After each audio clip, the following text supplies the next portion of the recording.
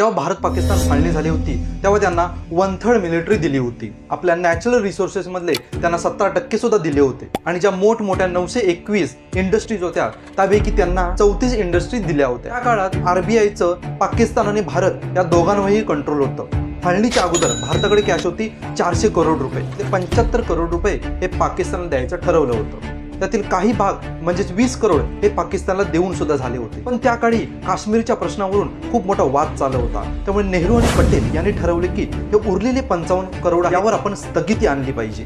कारण हे जर 55 करोड त्यांना दिले तर यातून ते हत्यारे विकत घेऊन ते आपल्या विरुद्धच उपयोग करतील. त्याकडे भारताचे राजकीय नेते सुद्धा खूप स्ट्रॉंग होते, जसे की नेहरूजी, गांधीजी, सरदार वल्लभभाई पटेल यांसारखे अनेक नेते होते. परंतु पाकिस्तानकडे जिन्ना व्यतिरिक्त कोणीही स्ट्रॉंग लीडर नव्हता. जिन्नांच्या मृत्यूनंतर ना जिन्नांच्या लेवलचा पाकिस्तानमध्ये एक स्ट्रॉंग लीडर आला ना तिथल्या आर्मीने येऊन दिला. या सगळ्या गोष्टीची पाकिस्तानला इतकी सवय लागलेली आहे की आतापर्यंत कोणतेच प्राईम मिनिस्टर झाले पण एकानेही 5 वर्षाचा कालावधी कधी पूर्ण केला नाही.